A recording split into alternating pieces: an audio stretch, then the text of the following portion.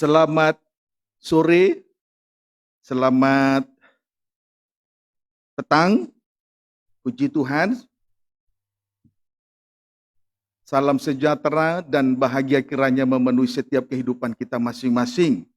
Biarlah kiranya damai sejahtera Kristus memerintah di hati kita masing-masing. Kita berada pada perhentian yang penuh dengan damai sejahtera. Kiranya ibadah Tuhan bawa sampai ke perhentian yang kekal itu. Puji Tuhan, saya juga tidak lupa menyapa anak-anak Tuhan yang sedang mengikuti pemberitaan firman Tuhan lewat live streaming video internet YouTube Facebook dimanapun Anda berada. Selanjutnya kita mohonkan segala kemurahan dari Tuhan supaya pembukaan firman Tuhan meneguhkan setiap hati kita masing-masing.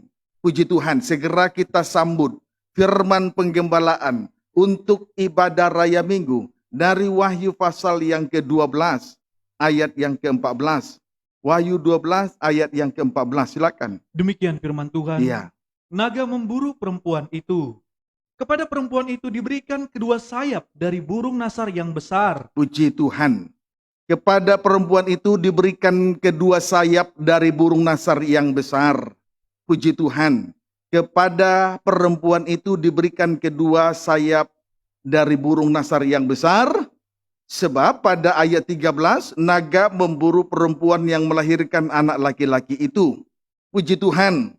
Haleluya. Sehingga kepada perempuan itu diberikan kedua sayap dari burung nasar yang besar. Tujuannya ialah supaya ia terbang ke tempatnya di padang gurun, di mana ia dipelihara jauh dari tempat ular itu, selama 1 masa dan 2 masa dan setengah masa.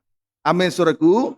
Tujuannya supaya ia terbang ke tempatnya di padang gurun, di mana ia dipelihara jauh dari tempat ular itu, selama 1 masa dan 2 masa dan setengah masa. Singkatnya, diasingkan di padang belantara selama 1 masa, tambah 2 masa, tambah setengah masa, sama dengan 3,5 tahun, sama dengan 42 bulan, sama dengan 1260 hari. Puji Tuhan. Dengan sayap burung nasar yang besar, gereja Tuhan berada di padang gurun, sama dengan diasingkan. Dengan sayap burung nasar yang besar, gereja Tuhan berada di padang gurun, sama dengan diasingkan. Sama dengan diasingkan.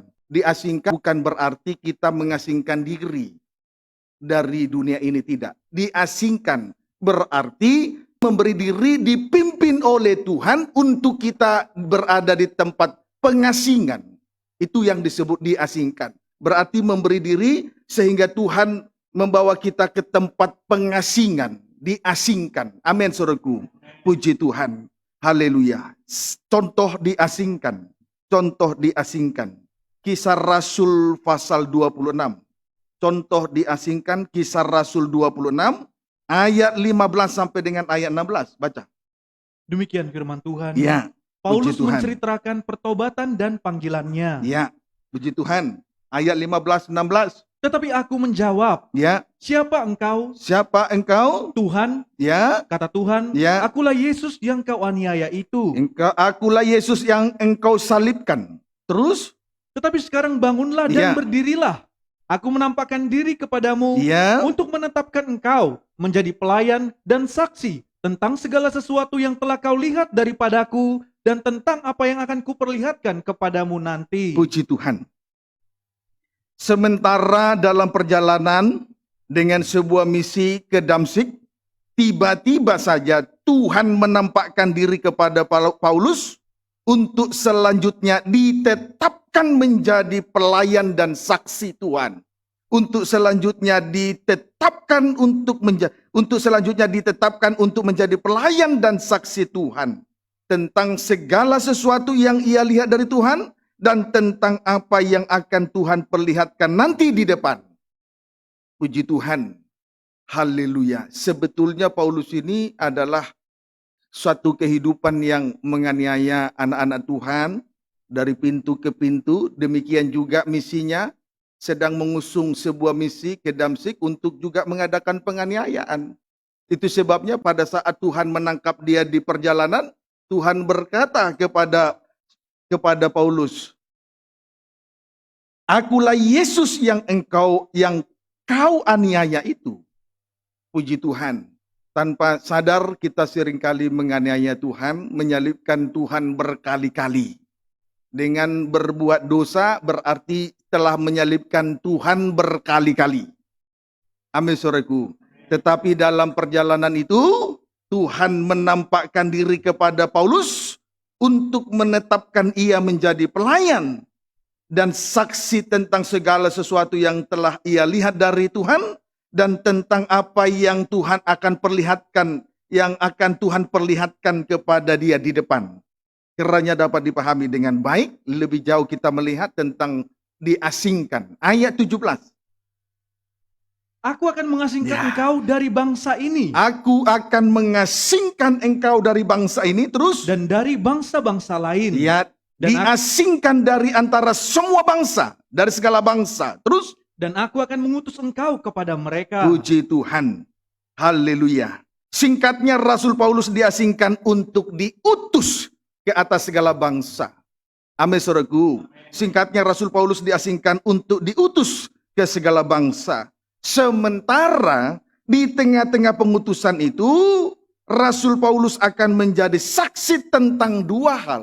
Sementara di tengah-tengah pengutusan itu, Rasul Paulus akan menjadi saksi tentang dua hal, yaitu satu, tentang segala sesuatu yang dia lihat dari Tuhan. Satu, tentang segala sesuatu yang dia lihat dari Tuhan.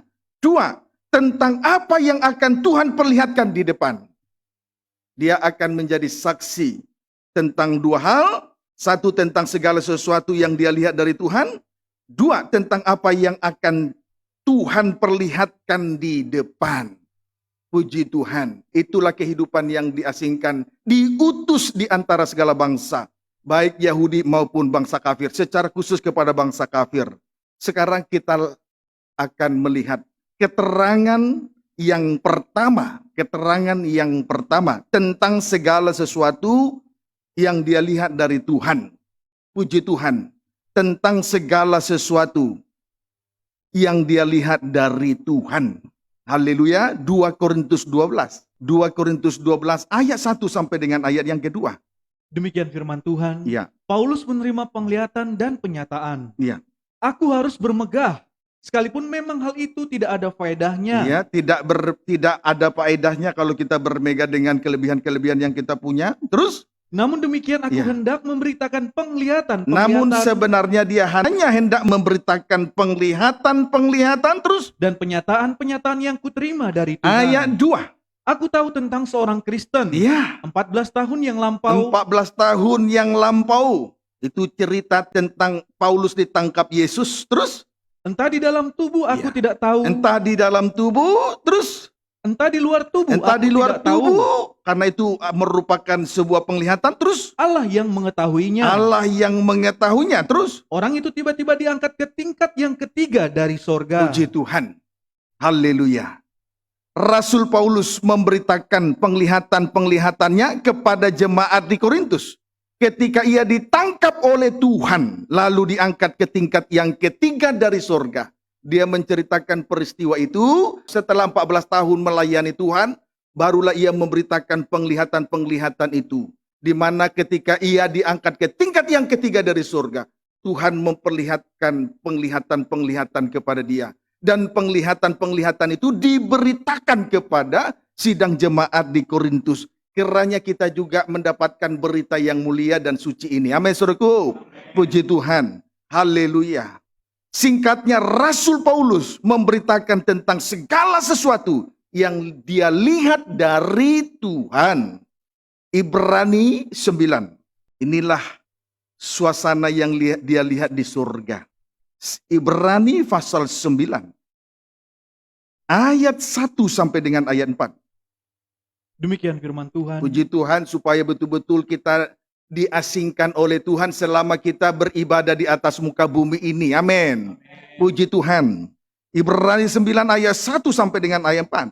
Tempat kudus di bumi dan di sorga. Iya, Memang perjanjian yang pertama juga mempunyai peraturan-peraturan untuk ibadah Ibadah Taurat ada aturannya. Terus, dan untuk tempat kudus buatan tangan ya, manusia. itu ibadah Taurat, buatan tangan manusia. Ayat 2, Sebab ada dipersiapkan suatu kemah, ya, yaitu bagian yang paling depan. ya, ibadah Taurat ini terkait dengan ayat 2. Itulah kemah yang terdapat paling depan. Terus, Dan di situ terdapat kaki dian dan meja dengan roti sajian. ya, Bagian ini disebut tempat yang ya, kudus. itu ruangan suci. Ayat 3 sampai ayat 4, Di belakang tirai yang kedua, itulah ruangan maha suci. Terus, terdapat suatu kemah lagi yang disebut tempat yang maha kudus. ya, ayat yang keempat, Di situ terdapat mesbah pembakaran ukupan dari Iya. emas Terus? dan tabut perjanjian. iya, terima kasih, sampai di situ saja. Puji Tuhan. Tentang segala sesuatu yang dia lihat dari Tuhan ialah tentang segala sesuatu yang diperlihatkan oleh Tuhan kepada Rasul Paulus ketika ia diangkat ke tingkat yang ketiga dari surga ialah A, huruf besar, A besar, kemah yang paling depan terdapat 2 alat. A, kemah yang paling depan disebut ruangan suci terdapat 2 alat. 1, pelita emas. Itu menunjuk ketekunan dalam ibadah raya minggu disertai dengan kesaksian. Puji Tuhan, sama dengan penuh dengan Roh Kudus, sehingga dengan demikian sehingga oleh karena Roh Kudus itu kita menjadi suatu kesaksian di atas muka bumi ini di tengah ibadah dan pelayanan. Amin, saudaraku. 2, meja roti sajian. Menunjuk ketekunan dalam ibadah pendalaman Alkitab disertai dengan perjamuan suci. Puji Tuhan. Haleluya. Kemudian B, kemah yang kedua yakni ruangan maha suci. Selain tabut perjanjian, ternyata Rasul Paulus juga melihat mesbah pembakaran ukupan. Ternyata Rasul Paulus juga melihat mesbah pembakaran ukupan. Sejenak kita bandingkan dulu kemah atau tabernakel Musa. Puji Tuhan, kemah yang pertama atau ruangan suci, di dalamnya terdapat 3 alat. 1, meja roti sajian. Puji Tuhan. 2, pelita emas. 3, mesbah dupa. Puji Tuhan. Meja roti sajian menunjuk ketekunan dalam ibadah pendalaman Alkitab disertai dengan perjamuan suci. Sama dengan penuh dengan firman Allah. 2, pelita emas menunjuk ketekunan dalam ibadah raya minggu disertai dengan kesaksian. Sama dengan penuh dengan Roh Kudus. Puji Tuhan. 3, mesbah dupa menunjuk ketekunan dalam ibadah doa penyembahan. Sama dengan penuh dengan kasih. Kiranya dapat dipahami dengan baik. Sementara ketika Rasul Paulus diangkat ke tingkat yang ketiga dari surga, ia melihat bahwa mesbah pembakaran ukupan atau cawan emas yang berisi kemenyan itu sudah berada di dalam ruangan maha suci. Tetapi bukan berarti apa yang dilihat oleh Rasul Paulus di tingkat yang ketiga dari surga dengan apa yang dilihat oleh Musa di Gunung Sinai, saudaraku, bukan berarti itu bertolak belakang, bukan berarti kontradiksi.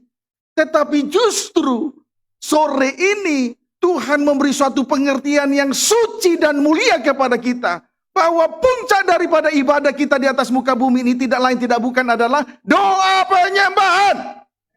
Itu maksudnya. Jadi jangan sampai ada anak-anak Tuhan salah mengerti. Oleh karena tulisan Paulus kepada orang Ibrani, sesuai dengan apa yang dia lihat waktu dia diangkat ke tingkat yang ketiga dari surga. Dengan apa yang dilihat oleh Musa, itu bukan bertolak belakang. Justru kita akan melihat dari sisi atau pengertian secara rohani. Bahwa ibadah kita di atas muka bumi ini puncaknya adalah doa penyembahan. Mesbah pembakaran emas itu sudah ada di dalam ruangan maha suci. Itulah yang diperlihatkan oleh Tuhan kepada Rasul Paulus ketika ia ditangkap lalu dibawa ke tingkat yang ketiga dari surga. Sementara ia diangkat ke tingkat yang ketiga dari surga, Tuhan memperlihatkan perkara-perkara suci kepada Rasul Paulus. Tuhan perlihatkan perkara-perkara yang mulia kepada Rasul Paulus. Dan selanjutnya perkara yang suci yang diperlihatkan kepada Rasul Paulus diberitakan kepada jemaat di Korintus. Maka jemaat di Korintus berbahagia dan diberkati Tuhan. Demikian juga jemaat GBT Betania. diberkati dan bahagia oleh pemberitaan firman Tuhan. Melebihi dari kebahagiaan duniawi. Kiranya dapat dipahami dengan baik. Puji Tuhan. Amin, saudaraku. Puji Tuhan.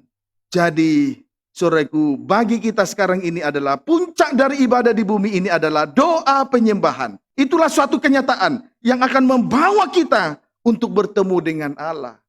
Asap dupa kemenyan itu berbau harum. Menyenangkan hati Tuhan. Membawa kehidupan kita naik di hadirat Tuhan. Kiranya dapat dipahami dengan baik. Lebih konkret. Wahyu pasal 8 ayat 3. Saya juga heran di hari-hari ini. Kenapa Tuhan kok gencar-gencar sekali soal penyembahan ini. Saya tidak mengerti. Saya tidak mengerti. Puji Tuhan. Saya tidak ada sengaja untuk membawa kita tentang pemberitaan semacam ini. Tetapi kenyataannya itu yang Tuhan berikan kepada saya. Khusus selama corona ini. Selama wabah corona ini melanda dunia. Saya tidak habis pikir. Puji Tuhan. Tetapi yang pasti Tuhan bermaksud baik bagi kita semua, bukan? Amin. Wahyu pasal 8 ayat 3. Demikian firman Tuhan. Ya. Meterai yang ketujuh. Iya.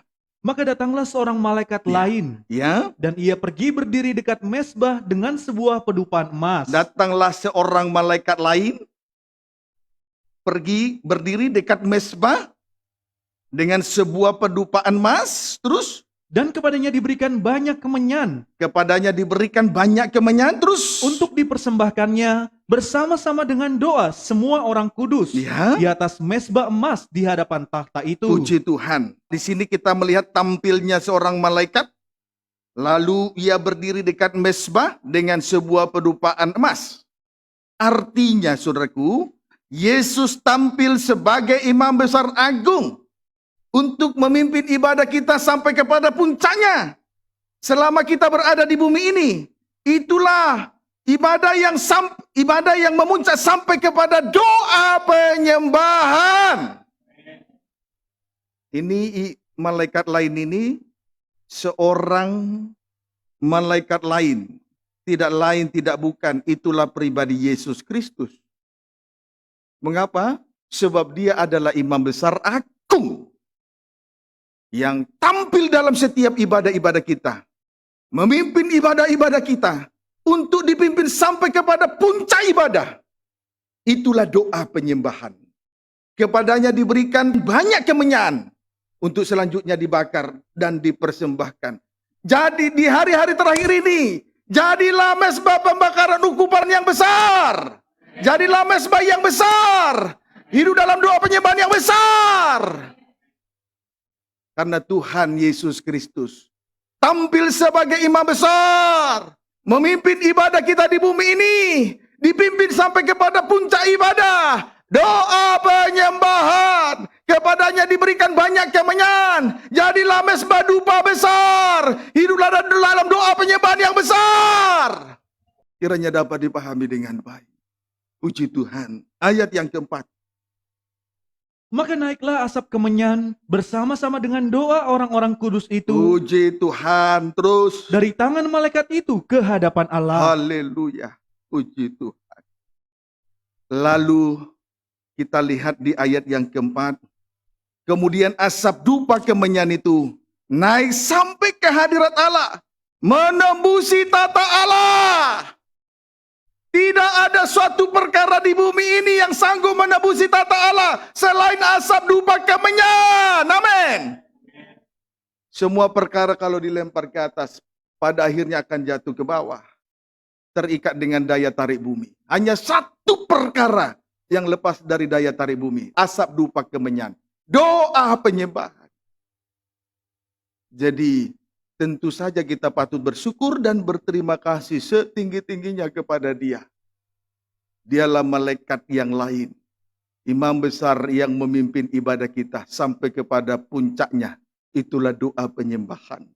Kepadanya diberikan banyak kemenyan. Jadilah mezbah dupa besar. Hiduplah dalam doa penyembahan yang besar.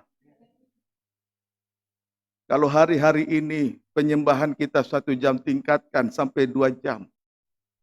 Tetapi kalau penyembahan tanpa penyerahan diri itu hanya sekedar berlutut. harus nyata bahwa kehidupan kita ini sudah betul-betul berada dalam penyerahan diri sepenuh untuk taat kepada kehendak Allah. Kiranya dapat dipahami dengan baik. Amin, saudaraku. Lihat ayat yang kelima. Lalu malaikat itu mengambil pedupaan itu, Ya, malaikat itu mengambil pedupaan itu terus mengisinya dengan api dari mesbah, mengisinya dengan api dari mesbah terus. dan melemparkannya ke bumi. Lalu dilemparkan ke bumi terus Maka meledaklah bunyi guru, meledaklah bunyi guru terus. disertai halilintar Ya. dan gempa bumi. Puji Tuhan. Sementara di bumi terjadi ledakan-ledakan disertai dengan halilintar dan gempa bumi untuk menggoncang seantero dunia ini. Dan itu akan terjadi. Dan goncangan itu sudah terlihat dengan jelas. Menggoncang dunia politik, menggoncang ekonomi, menggoncang pemerintahan, menggoncang nikah-nikah dan rumah tangga. Setelah corona ini melanda dunia, selain menggoncang, saudaraku, ekonomi, juga politik, bahkan pemerintahan kenegaraan, sampai pada nikah dan rumah tangga. Saya beberapa bulan yang lalu, oleh karena dampak corona ini, melihat begitu banyak orang berduyun-duyun ke kantor KUA. Tujuannya satu, minta cerai. Gampang sekali cerai. Puji Tuhan. Haleluya. Dan itu akan terjadi di bumi ini. Bumi ini akan digoncang banyak ledakan-ledakan. Menggoncang bumi ini. Sampai kepada nikah-nikah. Tapi lihatlah, ibadah yang sudah memuncak. Itulah doa penyembahan. Asapnya naik di hadirat Tuhan. Lepas dari daya tarik bumi. Lepas dari goncangan-goncangan dunia. Puji Tuhan. Ayat 1. Wahyu 8 ayat 1. Dan ketika anak domba itu membuka Ya. meterai yang ketujuh, maka sunyi senyaplah di sorga, kira-kira setengah jam lamanya. Puji Tuhan. Sementara suasana dalam doa penyembahan, suasana dalam kerajaan sorga, tadi di bumi ada goncangan, ada ledakan, goncangan. Sebaliknya di sorga, suasana dalam keadaan suasana di sorga. Sunyi senyaplah di sorga kira-kira setengah jam. Ini adalah suasana dalam doa penyembahan. Suatu ketenangan yang penuh damai yang tidak bisa dilukiskan dengan kata-kata. Selain dirasakan oleh yang hidup dalam doa penyembahan itu sendiri.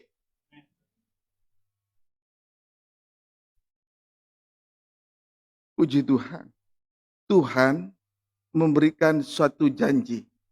Janjinya adalah ya dan amin. Tidak dusta. Tuhan memberikan kita ibadah untuk menjadi sarana. Sehingga kita boleh berada pada puncak ibadah doa penyembahan. Sehingga kita boleh mengalami suatu ketenangan dan kebahagiaan yang penuh damai. Yang tidak bisa dilukiskan oleh kata-kata. Tidak bisa dilukiskan oleh pemikiran. Selain hanya oleh orang yang merasakan itu sendiri. Yang mengalami doa penyembahan itu sendiri. Puji Tuhan. Haleluya. Banyak anak Tuhan tidak memahami soal ibadah. Dia hanya tahu ibadah hari Minggu. Tetapi puncak ibadah tidak mengerti. Kiranya dapat dipahami dengan baik. Sementara puncak ibadah, asapnya itu begitu harum. Menarik perhatian mempelai laki-laki surga. Tuhan Yesus Kristus. Amin, saudaraku. Puji Tuhan. Kiranya dapat dipahami dengan baik. Tuhan Yesus baik, bukan? Janjinya iya dan amin. Puji Tuhan. Mungkin bahasa saya sederhana dalam tutur kata, di dalam hal pemberitaan firman, tapi maknanya itu yang kita tangkap sekarang. Bukan bahasa tingginya. Maknanya itu yang kita tangkap sekarang. Kiranya dapat dipahami dengan baik. Amin, saudaraku. Yesaya 28. Ayat 11 sampai 12 baca. Seluruhnya. Demikian firman Tuhan. Terhadap pemimpin-pemimpin Yerusalem. Iya. Sungguh, oleh orang-orang yang berlogat ganjil, Sungguh, oleh orang-orang yang berlogat ganjil. Terus? dan oleh orang-orang yang berbahasa asing, Oleh orang-orang yang berbahasa asing. bahasa lidah, bahasa roh lewat penyembahan. Terus akan berbicara kepada bangsa ini. berbicara kepada bangsa ini, kepada kita sore ini. Terus Dia yang telah berfirman kepada mereka. iya, Inilah tempat inilah perhentian. tempat perhentian. Terus Berilah perhentian kepada berilah orang yang perhentian lelah. kepada orang yang lelah. Terus Inilah tempat inilah peristirahatan. tempat peristirahatan. Puji Tuhan. Tapi di sisi lain, terus Tetapi mereka tidak mau mendengarkan. mengapa? Terus Maka mereka akan mendengarkan firman Tuhan yang begini. yang begini, terus Harus ini, harus itu. ini, harus itu. Jelas ibadah Taurat, ibadah Yahudi. Terus Mesti begini, mesti begitu. begini, mesti begitu. Penuh dengan aturan. Ibadah Taurat, ibadah Yahudi. Berarti hanya sampai kepada sabat Yahudi. Terus Tambah ini, tambah itu. tambah ini, tambah itu. Terus Supaya dalam berjalan mereka jatuh telentang. ya, Sehingga luka, tertangkap, dan tertawan. puji Tuhan. Haleluya. Ibadah itu, singkatnya, ibadah itu tidak hanya sampai kepada sabatnya orang Yahudi. Amin, saudaraku. Kalau ibadah itu hanya memuncak sampai kepada sabatnya orang Yahudi, maka terikat dengan aturan yang mengatakan harus begini, harus itu. Mesti begini, mesti begitu. Tambah ini, tambah itu. Kalau ibadah itu puncaknya sampai kepada ibadah sabatnya Taurat, ibadah sabatnya Yahudi, saudaraku, maka banyak aturan-aturan. Tetapi saudaraku, ibadah itu harus memuncak sampai kepada sabatnya Tuhan Yesus Kristus, yaitu hari ke-7, hari perhentian. Itulah puncak ibadah, penyembahan, hari perhentian. Jelas kalau kita melihat peta zaman, lihat ya. 2000, 4000, 6000. Hari ke-7. Inilah sabatnya Tuhan Yesus Kristus. Inilah puncak ibadah. Doa penyembahan. Hari perhentian penuh dengan kedamaian. Ini yang Tuhan mau. Jadi puncak ibadah bukan sampai kepada sabatnya Yahudi. Bukan. Sabatnya Tuhan Yesus. Kiranya dapat dipahami dengan baik.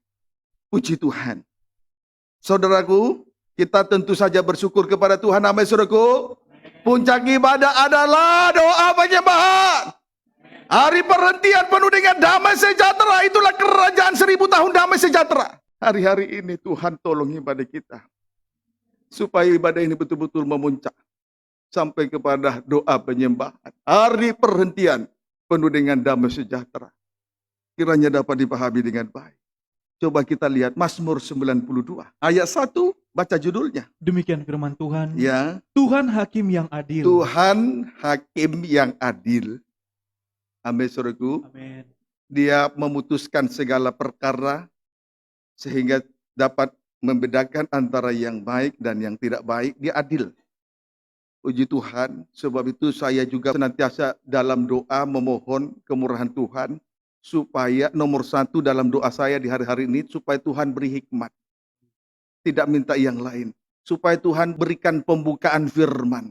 Supaya bisa memutuskan perkara di tengah pemberitaan firman. Sehingga sidang jemaat umat Tuhan dapat memutuskan perkara. Dapat membedakan antara yang baik dengan tidak yang baik. Amin, saudaraku. Amin. Ayat 1, baca. Mazmur nyanyian untuk hari Sabat. Mazmur itu merupakan nyanyian untuk hari Sabat.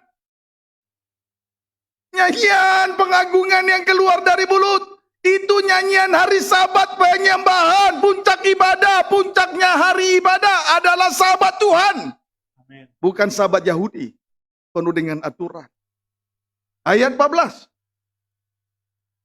Mereka yang ditanam di bait Tuhan. Puji Tuhan yang tertanam di bait Tuhan. Yang tertanam di bait Tuhan. Amin. Terus Akan bertunas bertunas. Terus di pelataran Allah kita. jelas tunas daun doa penyembahan. Amin.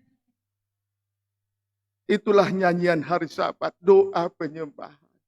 Itu sabatnya Tuhan, puncak ibadah, bukan sabatnya Yahudi. Kiranya dapat dipahami dengan baik. Amin, saudaraku. Puji Tuhan. tak bersyukur. Lebih konkret, lebih jelas, lebih detail, lebih rinci.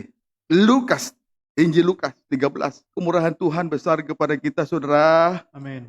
Puji Tuhan, tidak terukur kasih-Nya. Puji Tuhan. Injil Lukas 13. Ayat 25-27. Demikian firman Tuhan. Puji Tuhan. Terus? Siapa yang diselamatkan? Ya. Baca dulu ayat 23 ya. Ayat 25-27 saja penulisan. Tetapi supaya kita mendapat suatu pandangan yang rohani dan pengertian yang baik, kita baca ayat 23. Demikian firman Tuhan. Iya. Dan ada seorang yang berkata kepadanya. Siapa yang diselamatkan itu judulnya? Dan ada seorang yang berkata kepada Tuhan Yesus, terus Tuhan, sedikit sajakah orang yang diselamatkan? Sedikit yang diselamatkan? Terus? Jawab Yesus kepada orang-orang di situ. Iya.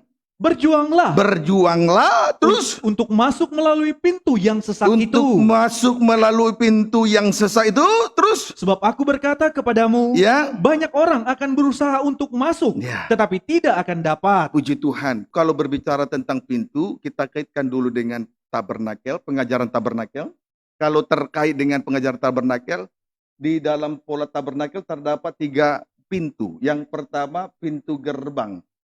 Percaya yakin kepada Tuhan, itu pintu gerbang surga. Percaya yakin kepada Tuhan Yesus Kristus, pintu gerbang surga. Kemudian yang kedua, pintu kemah. Dibaptis atau dipenuhkan Roh Kudus. Mulai sempit. Tadi percaya, hanya percaya, yakin kepada Tuhan, itu merupakan pintu gerbang surga.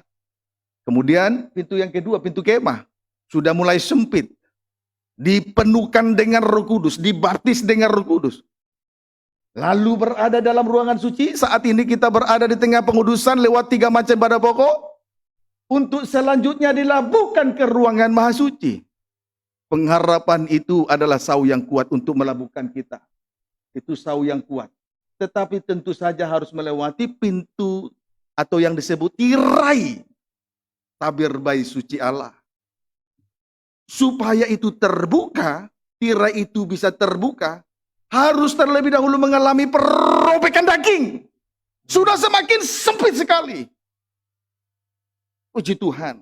Maka kalau ada pertanyaan, terlalu sedikitkah orang masuk surga? Tuhan jawab, Tuhan tidak katakan iya sedikit. Yang Tuhan jawab adalah berjuang. Berjuang untuk melewati pintu itu. Puji Tuhan. Coba baca ayat 24. Jawab Yesus kepada orang-orang di situ. Iya, Tuhan tidak mau mematahkan semangat orang. Yang Tuhan katakan di sini adalah terus Berjuanglah. Berjuanglah terus Untuk masuk melalui pintu yang sesak itu. Untuk masuk melalui pintu yang sesak. Pintu selalu terkait dengan jalan. Pintu sesak, jalannya sempit. Puji Tuhan. Kiranya dapat dipahami dengan baik. Amin, saudaraku. Amin. Lalu segera kita masuk ke ayat 25 sampai dengan ayat 27.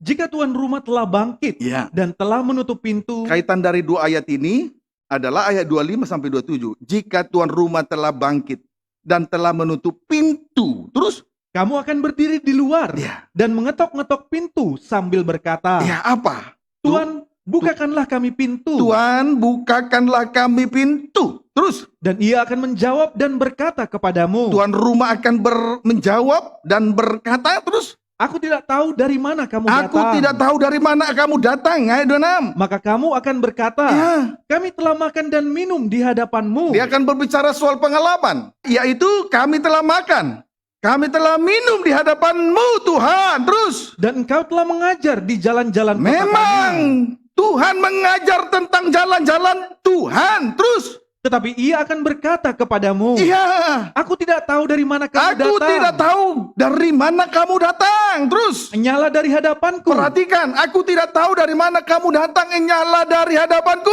Terus Hai kamu sekalian yang hai melakukan kamu sekalian kejahatan. yang melakukan kejahatan. Puji Tuhan. Sekilas sadis sekali pernyataan ini. Tetapi perhatikan baik-baik. Kalau anak-anak Tuhan, ibadahnya hanya sebatas strip pertama makan, menunjuk berpegang kepada firman Tuhan.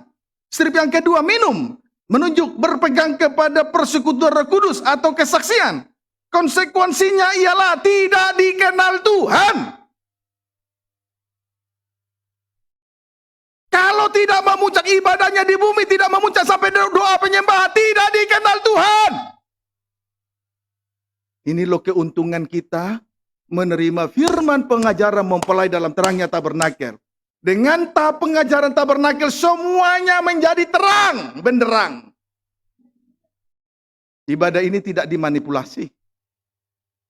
Saya ulangi lagi untuk berkata seperti apa yang saya sampaikan di tengah ibadah pendalaman Alkitab. Terlalu banyak hamba Tuhan mengada-ngada di tengah ibadah dan pelayanan.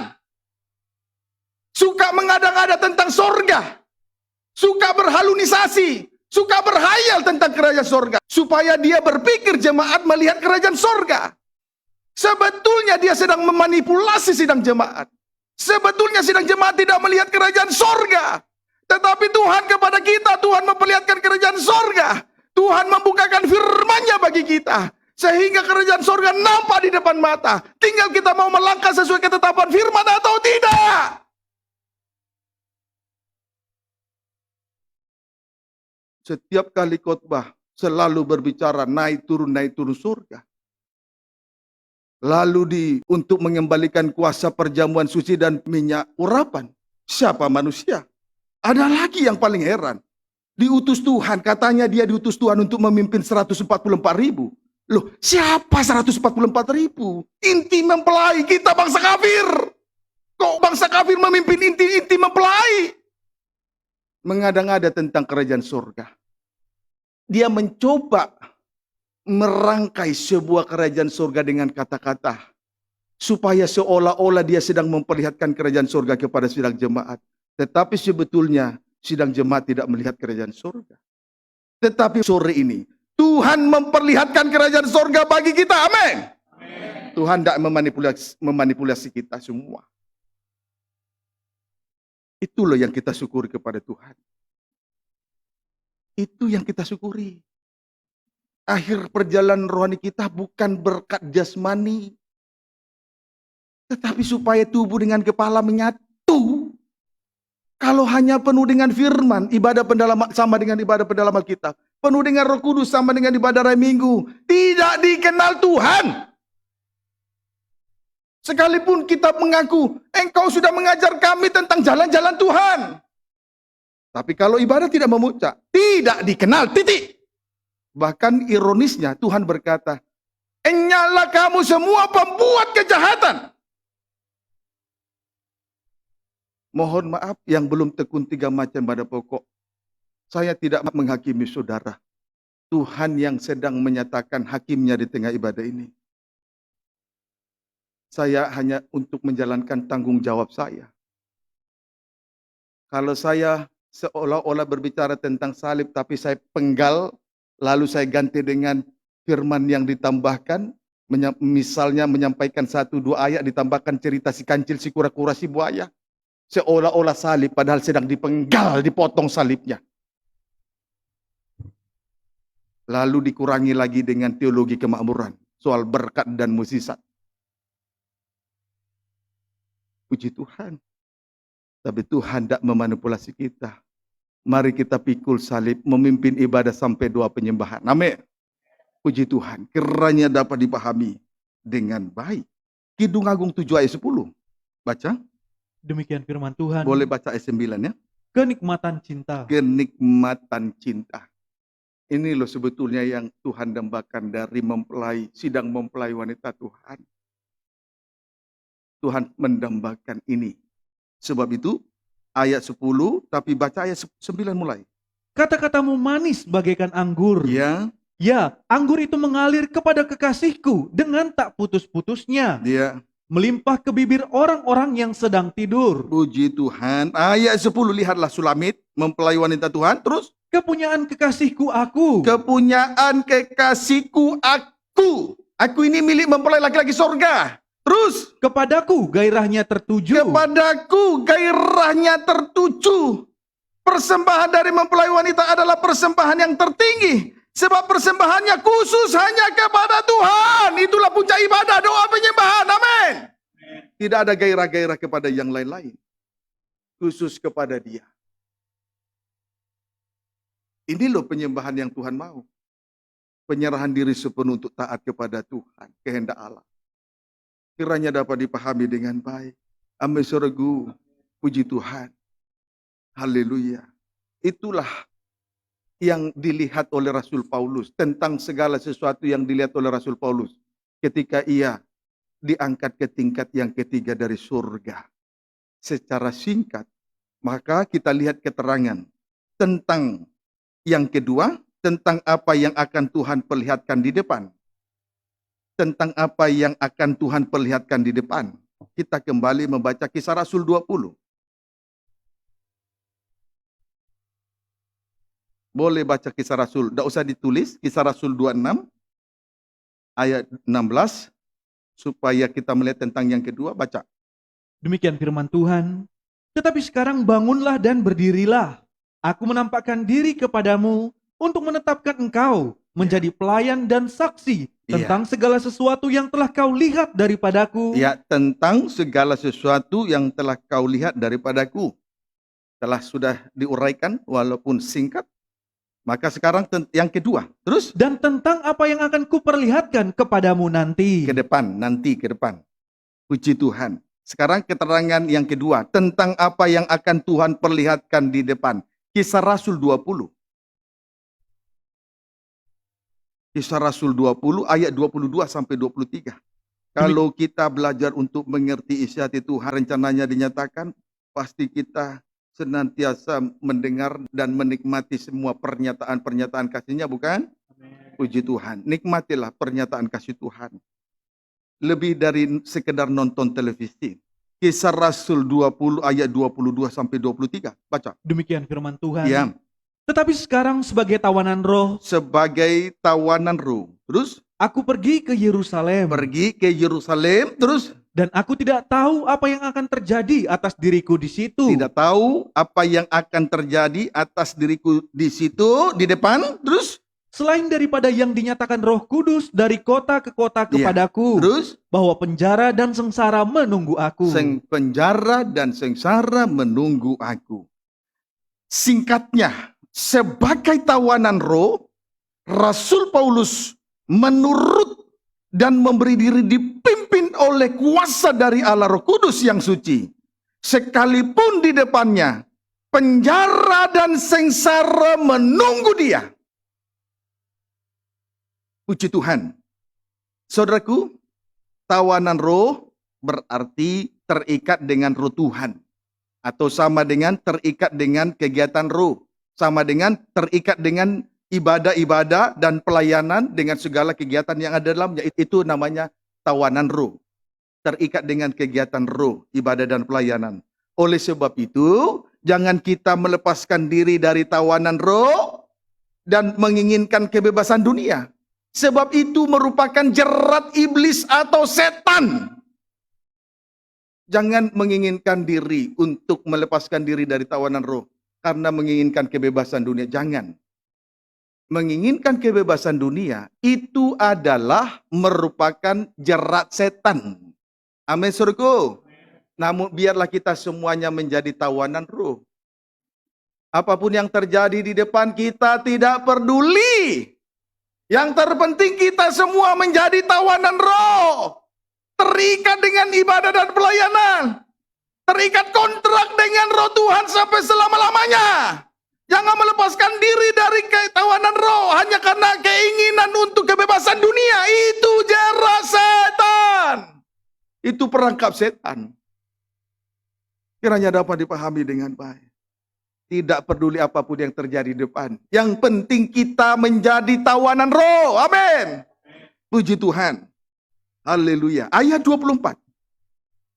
Tetapi aku tidak menghiraukan nyawaku sedikit pun. Tidak menghiraukan nyawaku sedikit pun. Terus. Asal saja aku dapat mencapai garis akhir. Itu yang di depan. Garis akhir. Terus. Dan menyelesaikan pelayanan yang ditugaskan oleh Tuhan Yesus kepadaku. Terus. Untuk memberi kesaksian tentang Injil kasih karunia Allah. Diutus untuk menjadi kesaksian atas segala bangsa. Puji Tuhan. Rasul Paulus tidak peduli apapun yang terjadi di depan. Dengan catatan, ia dapat mencapai garis akhir dan menyelesaikan pelayanannya. Dia tidak peduli apapun yang terjadi di depan. Kaum muda remaja tidak perlu takut. Yang tidak kuliah tidak perlu takut. Kalau memang tidak cukup biaya lalu tidak kuliah, tidak usah takut soal masa depan. Yang terpenting bagi kita adalah menjadi tawanan roh. Tekan kontrak dengan roh Tuhan. Selama-lamanya. Jangan resign. Hanya menginginkan kebebasan dunia. Itu jerat setan. Amin, saudaraku. Itu perangkap setan. Apapun yang terjadi ke depan. Tapi lihatlah pribadi daripada Rasul Paulus. Tidak peduli apapun yang terjadi di depan. Dengan catatan ia dapat mencapai garis akhir. Dan menyelesaikan pelayanannya. Biar kita menunaikan tugas pelayanan ini. Sampai Tuhan datang. Sampai Maranatha. Haleluya. Puji Tuhan. 2 Timotius 4.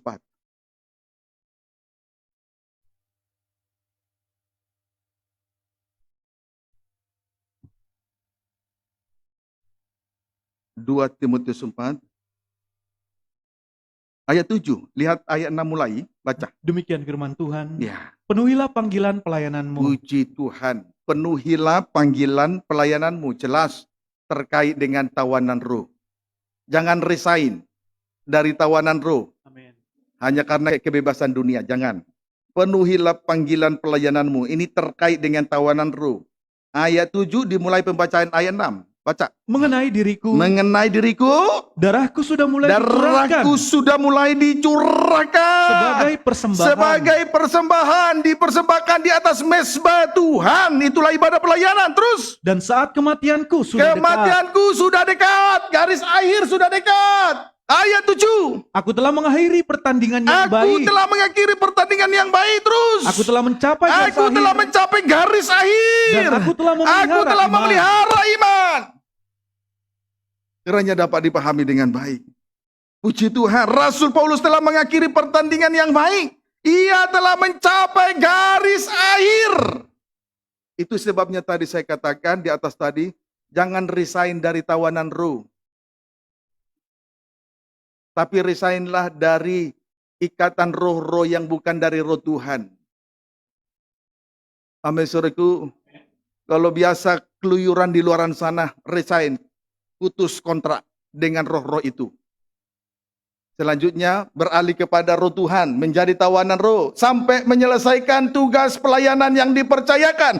Sampai garis akhir. Amin, saudaraku. Puji Tuhan.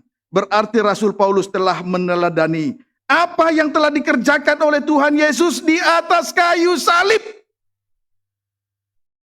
Dia telah meneladani apa yang telah dikerjakan oleh Yesus Kristus, anak Allah, di atas kayu salib. Puji Tuhan. Lihat garis akhir dari Tuhan Yesus.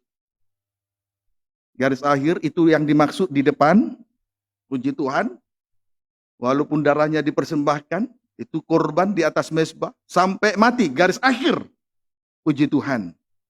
Berarti dia sudah meneladani apa yang telah dikerjakan oleh Yesus Kristus. Injil Yohanes ayat 19.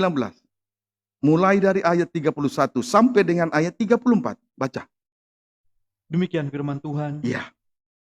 Lambung Yesus ditikam. Iya. Karena hari itu hari persiapan, dan supaya pada hari Sabat mayat-mayat itu tidak tinggal tergantung pada kayu salib. Iya. Sebab Sabat itu adalah hari yang besar. Iya. Maka Untuk orang datanglah- Yahudi. Terus. Maka datanglah orang-orang Yahudi kepada Pilatus. Tapi tadi kita sudah melihat. Ibadah kita puncaknya tidak hanya sebatas Sabat Yahudi, bukan. Amin. Itu hanya aturan saja. Harus begini, harus begitu, capek kita. Akhirnya jatuh terlentang menjadi tawanan. Tidak selamat, binasa. Tapi kita harus ibadah ini memuncak sampai pada Sabatnya Tuhan Yesus. Hari ke-7. Itulah kerajaan 1000 tahun. Hari perhentian penuh dengan damai sejahtera. Itulah suasana surga, sunyi senyap. Kira-kira setengah jam. Tidak bisa dilukiskan kata-kata, saudara. Tetapi bisa dirasakan bagi mereka yang mengalami. Yaitu ibadah yang memuncak sampai kepada penyembahan, bukan? Amin. Puji Tuhan.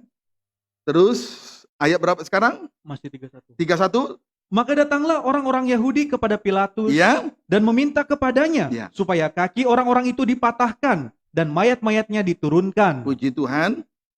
Kemudian meminta supaya kaki orang itu dipatahkan. Karena berarti masih hidup. Tapi Yesus sudah mati. Maka diminta supaya kaki penjahat yang di kiri dan di kanan segera dipatahkan tulang-tulangnya. Karena masih hidup. Kalau sudah dipatahkan maka mati. Kalau sudah mati jadi mayat diturunkan. Kira-kira begitu ya. Lalu ayat 32 sampai 34. Maka datanglah prajurit-prajurit lalu mematahkan kaki orang yang pertama Ya. dan kaki orang yang lain yang disalibkan bersama-sama dengan Yesus. Tapi lihat ayat 33. Tetapi ketika mereka sampai kepada Yesus Ya. dan melihat bahwa ia telah mati, Melihat, prajurit itu melihat bahwa Yesus telah mati di atas kayu salib, terus mereka tidak mematahkan kakinya. tidak jadi mematahkan kakinya. Terus, Tetapi seorang dari antara prajurit itu menikam lambungnya dengan tombak ya, dan segera mengalir keluar darah dan air. puji Tuhan.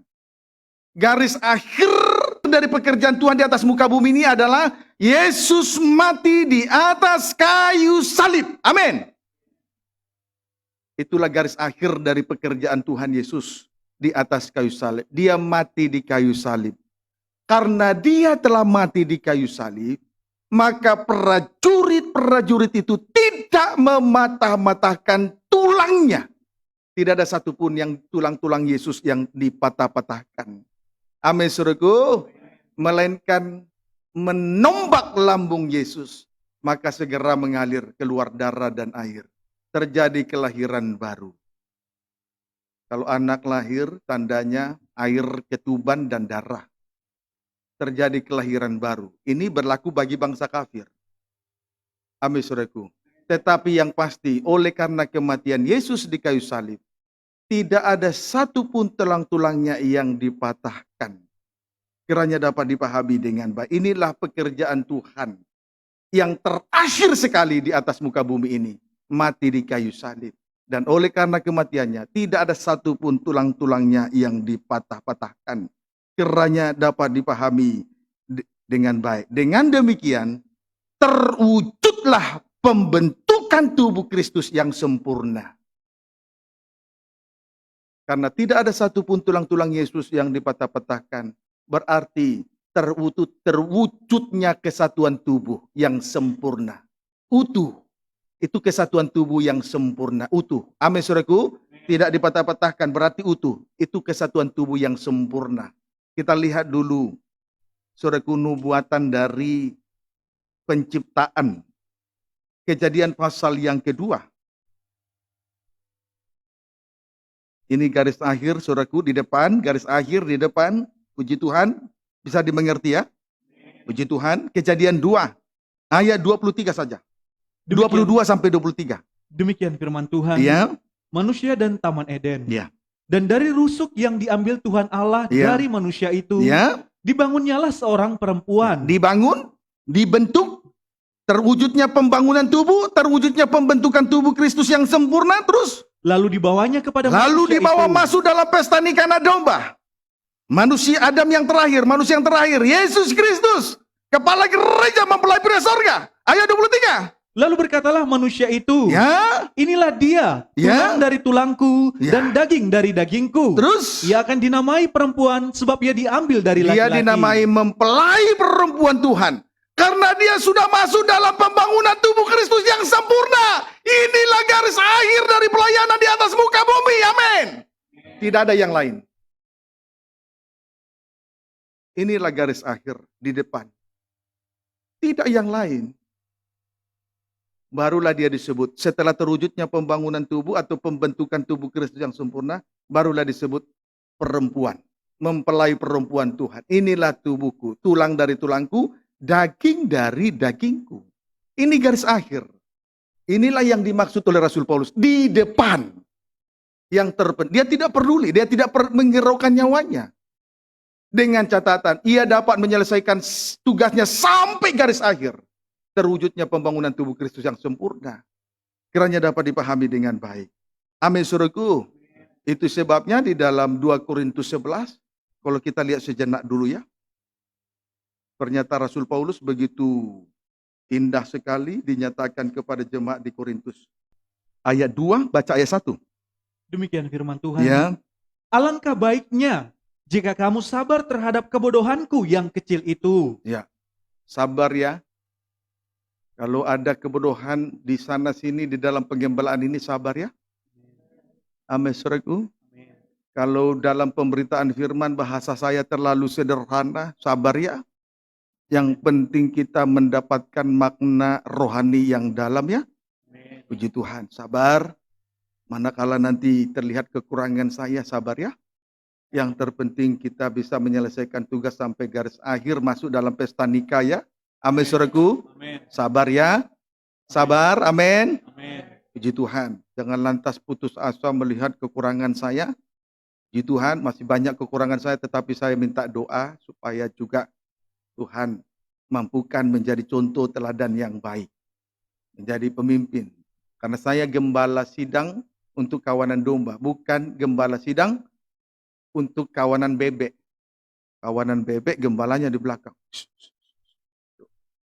Dia tunggu-tunggu bertelur terus. Tapi gembala sidang kawanan domba di depan menjadi teladan. Puji Tuhan. Yesus Kristus gembala agung. Dia teladan yang sempurna. Dia sudah menyelesaikan pekerjaannya sampai selesai. Mati di kayu salib. Itu garis akhir Yesus. Mati di kayu salib. Dan oleh karena kematiannya, tidak ada satu pun dari tulang-tulangnya yang dipatah-patahkan. Terbentuknya pembangunan tubuh Kristus yang sempurna. Setelah terwujudnya pembangunan, baru Yesus berkata, inilah mempelai perempuan Tuhan. Inilah istriku. Ini sasaran akhir dari perjalanan rohani kita di atas muka bumi ini, saudaraku. Ini yang didambakan oleh Tuhan ya. Amin, saudaraku. Amin. 2 Korintus 11. Ayat yang kedua. Sebab aku cemburu kepada kamu Ya. dengan cemburu ilahi. Ya, cemburu ilahi. Terus Karena aku telah mempertunangkan kamu kepada satu laki-laki. Rasul Paulus telah mempertunangkan sidang jemaat di Korintus kepada pribadi Yesus Kristus, mempelai laki-laki surga. Terus Untuk membawa kamu sebagai perawan suci kepada Kristus. dipertunangkan kepada mempelai laki-laki surga sebagai perawan suci. Puji Tuhan. Haleluya. Itu berbicara soal pembentukan tubuh Kristus yang sempurna. Kiranya dapat dipahami dengan baik. Amin, saudaraku. Puji Tuhan. Inilah garis akhir yang dimaksud oleh Rasul Paulus. Dapat menyelesaikan, mengakhiri tugasnya, menyelesaikan pembangunan tubuh Kristus yang sempurna. Kiranya dapat dipahami dengan baik. Puji Tuhan. Haleluya. Kita kembali membaca Injil Yohanes 19 ayat 36. Injil Yohanes 19 ayat 36. Ya, silakan. Demikian firman Tuhan. Ya, Sebab hal itu terjadi ya, supaya genaplah yang tertulis dalam Ya. kitab suci. ya. Terus Tidak ada tulangnya yang akan Ya. dipatahkan. puji Tuhan. Jadi tidak ada satupun tulang-tulang Yesus yang dipatahkan. Supaya dengan demikian nubuatan para nabi tergenapi. Puji Tuhan. Kesaksian Yesus adalah roh nubuat. Amin, saudaraku. Semua nubuat-nubuat dari nabi semua digenapi. Digenapi di atas kayu salib. Kiranya dapat dipahami dengan baik. Puji Tuhan. Sebab itu biarlah kiranya kita juga meneladani apa yang telah dikerjakan oleh Yesus 2000 tahun yang lalu, menyelesaikan pekerjaannya sampai garis akhir, yaitu mati di kayu salib. Biarlah kiranya lewat ibadah ini kita masuk dalam pengalaman Yesus, dalam pengalaman dalam tanda kematian Yesus Kristus. Keluaran 12. Keluaran 12. Puji Tuhan. Keluaran 12 ayat 46. Demikian firman Tuhan. Iya, baca judulnya Ketetapan lebih lanjut mengenai Paskah. ketetapan mengenai Paskah. Ayat 46. Paskah itu harus dimakan dalam satu rumah juga. Paskah itu harus dimakan dalam satu rumah juga. Dalam satu rumah berarti tidak boleh terpisah-pisah. Terus Tidak boleh kau bawa sedikit pun dari daging itu keluar rumah. Dagingnya tidak boleh keluar dari satu rumah. Terus, Satu tulang pun tidak boleh Satu kamu patahkan. tulang pun tidak boleh kamu patahkan. Hal yang senada Bilangan 9 ayat 12. Tidak boleh dibawa keluar, dagingnya tidak boleh dibawa keluar dari rumah. Puji Tuhan, itu mengenai ketetapan mengenai Paskah, dan tulang-tulangnya tidak boleh dipatahkan. Bilangan 9, untuk melengkapi ayat Keluaran tadi, kita lihat Bilangan pasal 9 ayat yang ke-12. Baca. Demikian firman Tuhan. Ya, Ketetapan-ketetapan mengenai perayaan Paskah. ya. Janganlah mereka meninggalkan sebagian daripadanya sampai pagi. Dagingnya tidak boleh ditinggalkan sampai pagi. Kalau tadi dagingnya tidak boleh dibawa keluar dari rumah, dalam Bilangan dagingnya tidak boleh ditinggalkan sampai pagi. Harus habis sampai malam itu juga. Terus? Dan satu tulang pun tidak boleh dipatahkan Nah, mereka. Hal yang senada, yang sama, tulangnya tidak boleh dipatahkan. Terus? Menurut segala ketetapan Paskah, haruslah mereka merayakannya. Haleluya. Biarlah kiranya dalam puji Tuhan, merayakan Paskah tidak hanya sebatas menjalankan ibadah Paskah, namun sudah harus menyatu dengan kematian Tuhan Yesus Kristus, sama dengan garis akhir. Amin. Puji Tuhan. Manfaatnya terwujudnya kesatuan tubuh Kristus yang sempurna.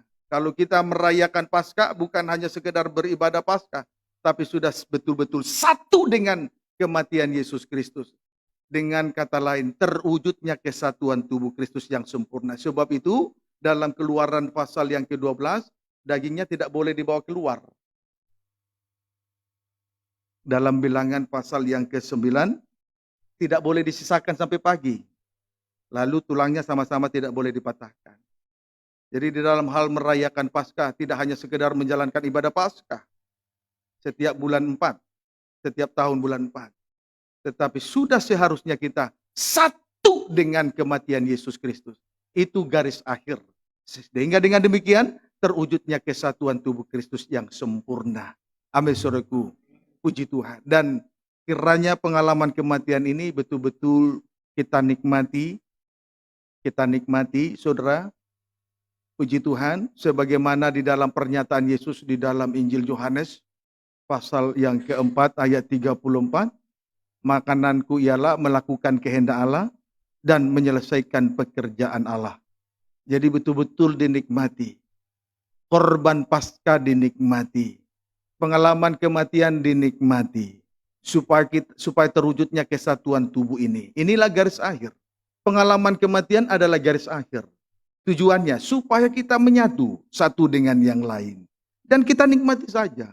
Itu sebabnya tadi di atas tadi saya katakan, kalau terlihat ada kebodohan sedikit, sabar ya. Betul-betul sabar di dalam pengalaman kematian itu. Supaya kita tetap di dalam keadaan terwujudnya kesatuan tubuh Kristus yang sempurna. Nikmati saja korban Paskah. Nikmati saja pengalaman kematian itu. Sehingga betul-betul daging tidak bersuara. Tidak ada sungut-sungut di dalam pengalaman kematian. Nikmati saja. Dagingnya jangan dibawa keluar dari rumah. Nikmati saja. Nikmati saja. Jangan kita bawa keluar dari rumah. Jangan kita ajar orang lain menikmati kematian tapi kita tidak masuk dalam pengalaman kematian. Nikmati saja. Jangan disisakan sampai besok. Nikmati saja. Supaya tulang-tulangnya tidak ada dipatah-patahkan. Supaya terwujudnya kesatuan antara anggota-anggota tubuh yang berbeda-beda. Semua anggota tubuh itu satu, anggotanya banyak. Karakternya berbeda-beda, berwarna-warni. Tapi kalau kita satu, luar biasa indahnya, luar biasa eloknya. Amin, saudaraku. Puji Tuhan. Kiranya dapat dipahami dengan baik.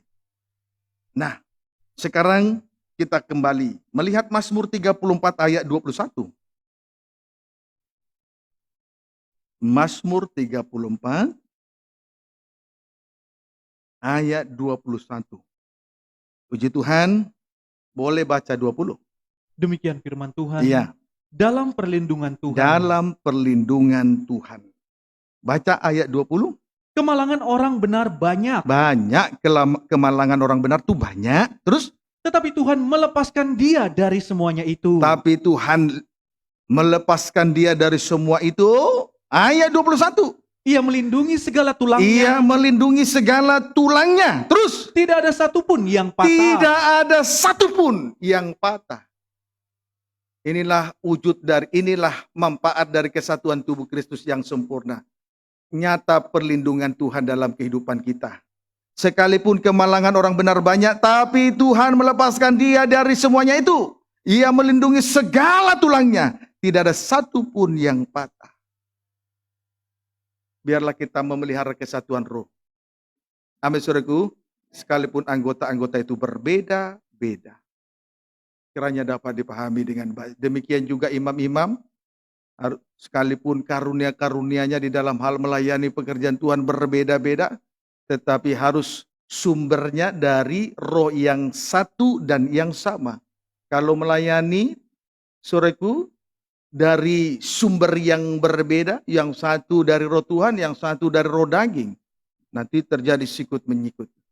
Biarlah kita menjadi satu. Nikmati korban Paskah, nikmati pengalaman kematian, supaya kita semua menjadi satu. Ini garis akhir pekerjaan Tuhan di atas muka bumi ini.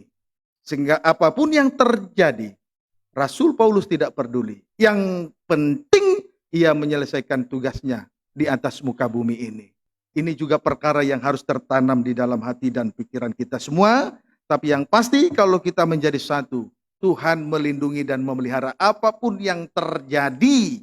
Banyak kemalangan orang benar banyak, tetapi Tuhan melepaskan dia dari semuanya itu. Amin, saudaraku. Puji Tuhan. Kita kembali membaca Kisah Rasul 26 ayat 18.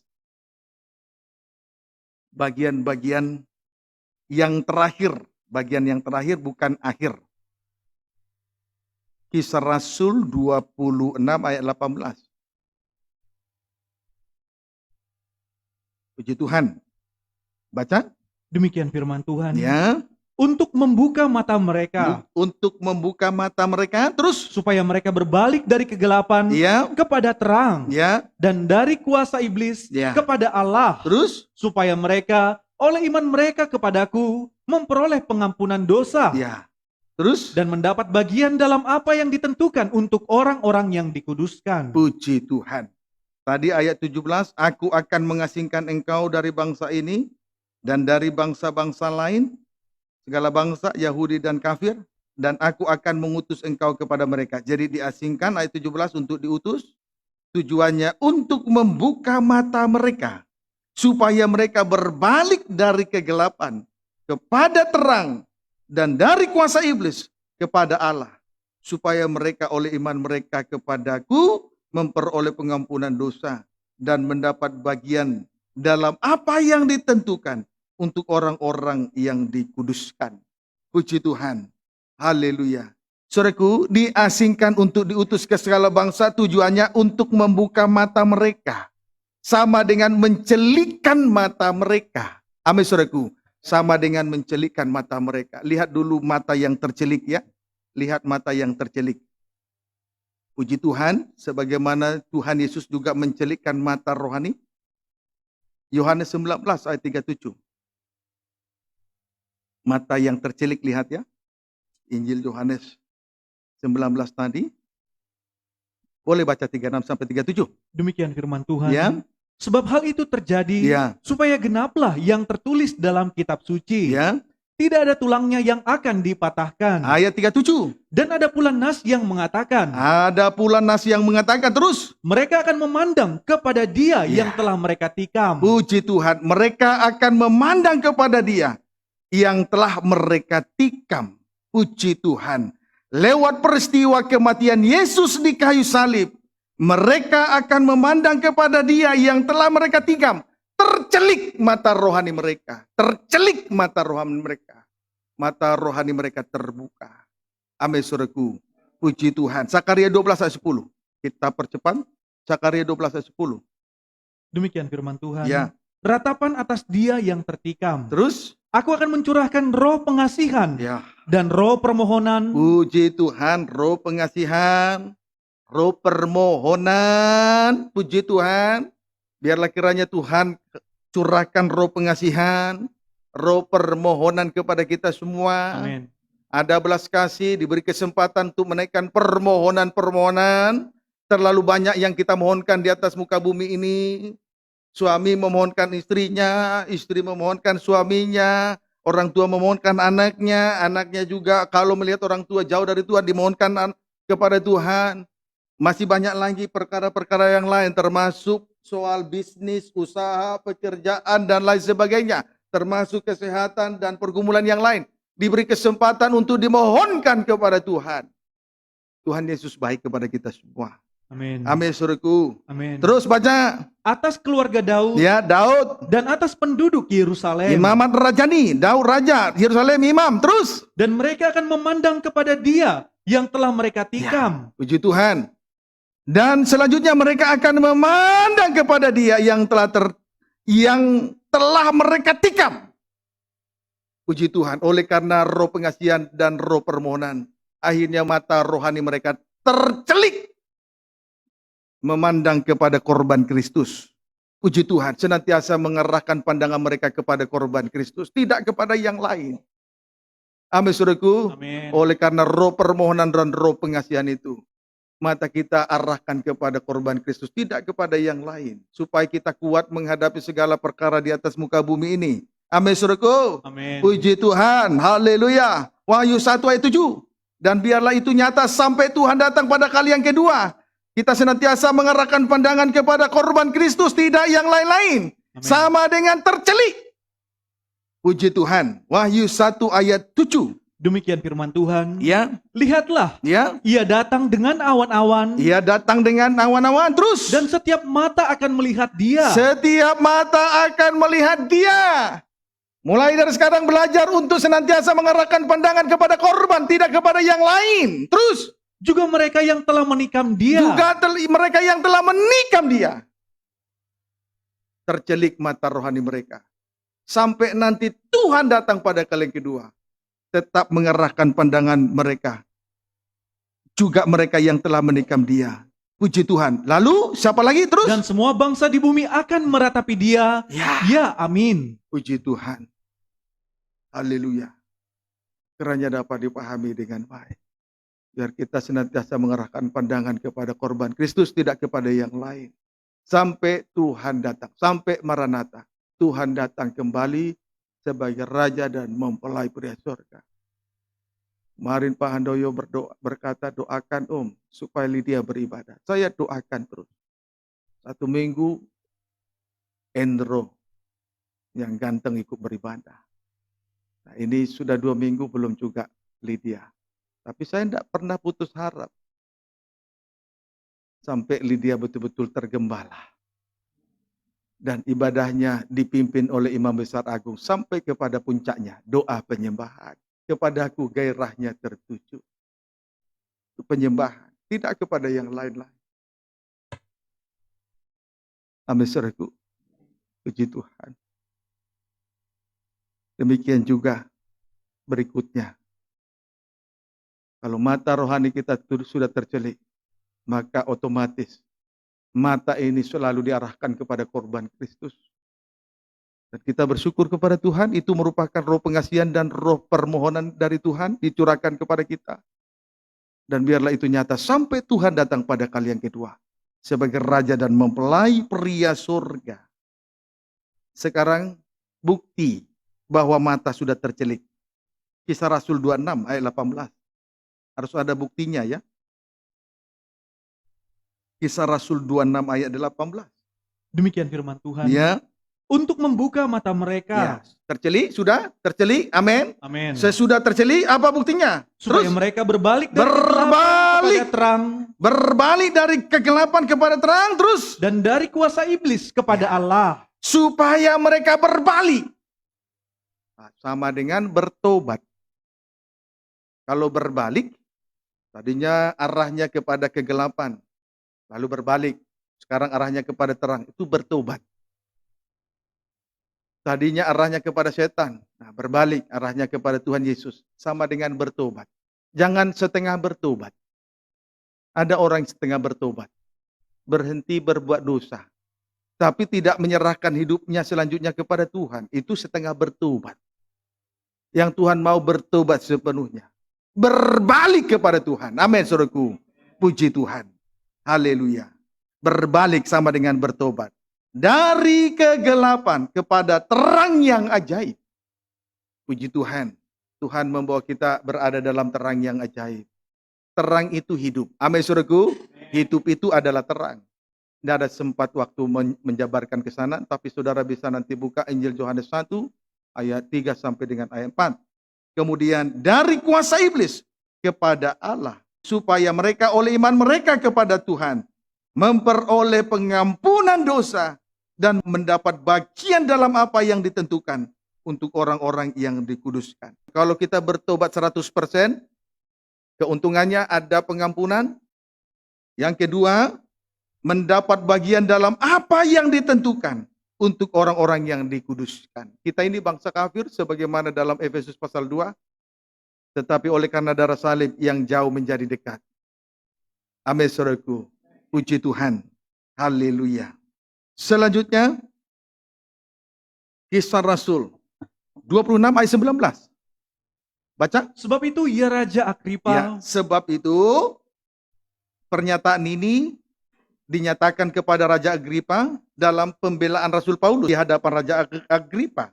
Terus kepada penglihatan yang dari sorga iya, itu penglihatan yang dari sorga itu, terus tidak pernah aku tidak taat. Rasul Paulus berkata, kepada penglihatan yang dari sorga itu tidak pernah aku tidak taat. Puji Tuhan. Kiranya dapat dipahami dengan baik. Biar kiranya kita taat dari apa yang sudah kita terima dari Tuhan.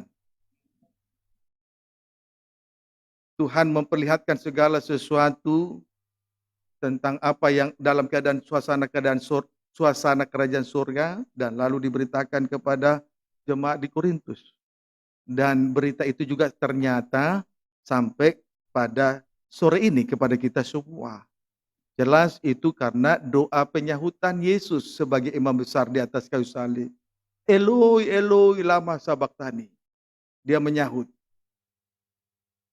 Bapa memerintahkan dia untuk melakukan kehendak Bapa, lalu dia menyahut. Sudah selesai. Lalu sahutan itu, doa penyahutan itu sampai ke langit. Dari langit kembali dipantulkan sampai sore ini. Amin, saudaraku. Itu karya di Juljuta. Jadi apa yang diberitakan oleh Rasul Paulus kepada jemaat di Korintus sampai kepada kita sore ini. Hasil doa penyahutan. Kiranya dapat dipahami dengan baik. Kita bersyukur, sebab itu apa yang sudah kita terima dari Tuhan, kita tetap taat. Taat. Tentang dua hal tadi. Tentang yang diperlihatkan di surga, tentang apa yang terjadi di depan, itu garis akhir. Terwujudnya pesta nikah anak domba di depan. Apapun yang terjadi, harus terwujud pesta nikah anak domba. Amin, saudaraku. Siap bayar harga. Asal kita sabar-sabar saja. Puji Tuhan, taat. Soal taat, kita lihat Kisah Rasul 5. Juga pembelaan Rasul Petrus dan Yohanes. Ayat 29 saja. Demikian firman Tuhan. Boleh 28, cepat ya. Perhatian kita 29. Katanya, Ya, kata pembelaan mereka. Terus, dengan keras kami melarang kamu mengajar dalam nama itu. dalam nama Tuhan Yesus terus. Namun ternyata kamu telah memenuhi Yerusalem dengan ajaranmu. Ya, Dan kamu hendak menanggungkan darah orang itu kepada kami. lihat ayat 29 terus. Tetapi Petrus dan rasul-rasul itu menjawab katanya, Ya, kita harus lebih taat kepada Allah daripada kepada manusia. tapi Petrus dan Yohanes berkata, kita harus lebih taat kepada Allah daripada manusia. Amin. Sekalipun mereka dilarang untuk mengajarkan tentang ajaran salib, tetapi mereka tidak pernah berhenti. Dia taat kepada ajaran Tuhan. Tidak takut dengan ancaman maut. Pasal 4, 18 kembali sampai 19. Dan setelah keduanya Coba baca judulnya. Petrus dan Yohanes di mahkamah agama. Ya, ini. Demikian juga tadi pembelaan Rasul Paulus di hadapan Raja Agripa. Petrus Yohanes juga pembelaan mereka di hadapan mahkamah agama.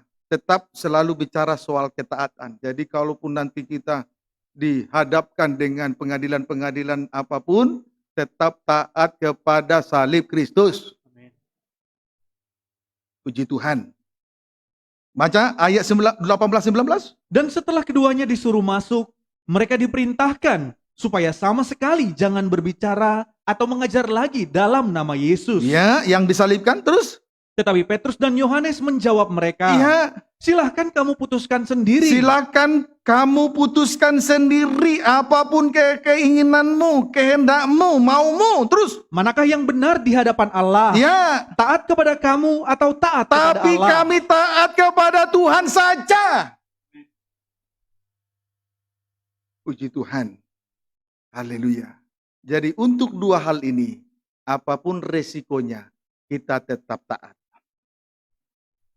Amin saudaraku, apapun resikonya tetap taat. Teladan Rasul Paulus. Puji Tuhan. Kiranya dapat dipahami dengan baik. Barulah ayat yang terakhir. Ibrani pasal 5. Ayat 8, baca ayat 7 mulai. Demikian firman Tuhan. Ya.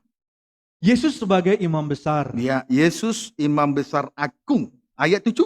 Dalam hidupnya sebagai manusia, Dalam hidupnya sebagai manusia, Allah dan manusia, itu Yesus. Allah menjadi manusia, itu Yesus. Terus? ia telah mempersembahkan doa dan permohonan Ya. dengan ratap tangis dan keluhan kepada Dia Puji Tuhan di atas kayu salib.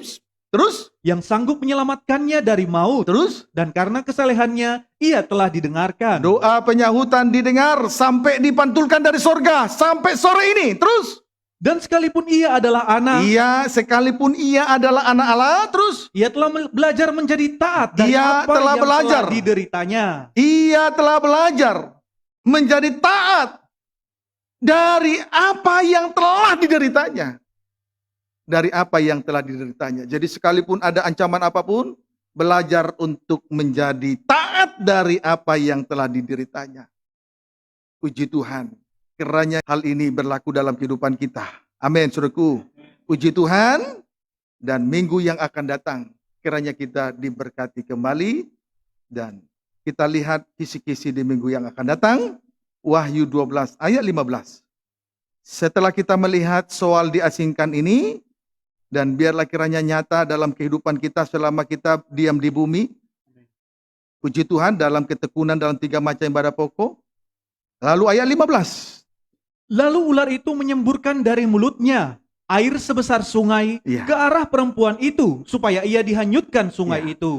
Puji Tuhan, kepada perempuan itu diberikan kedua sayap dari burung nasar yang besar, lalu diasingkan jauh dari mata ular. Tetapi ular tidak mau berhenti dengan segala usahanya. Pada ayat 15, ular itu menyemburkan dari mulutnya air sebesar sungai ke arah perempuan itu, supaya ia dihanyutkan sungai itu. Jadi bukan setan namanya kalau setan tidak bikin tandingan. Dari awal saja, surga dibuat tandingannya. Termasuk sungai yang besar juga ada tandingannya. Di sini kita melihat di dalam ayat 15 ini, lalu ular itu menyemburkan dari mulutnya air sebesar sungai ke arah perempuan itu, supaya ia dihanyutkan sungai itu. Puji Tuhan. Haleluya. Karena setan ini melihat bahwa dia sudah diasingkan, dia tidak putus, tidak berhenti, dia selalu mengejar, sehingga ia menyemburkan dari mulutnya air sebesar sungai ke arah perempuan itu. Tujuannya tidak lain tidak bukan supaya perempuan itu dihanyutkan sungai itu. Puji Tuhan. Haleluya. Tetapi pembelaan Tuhan tetap berlaku. Tetapi yang pasti, kita sudah melihat berkat dari ayat 14 mengenai sayap burung nasar yang besar, supaya ia diasingkan. Puji Tuhan. Memang nanti gereja yang menerima sayap burung nasar yang besar akan diasingkan ke padang gurun.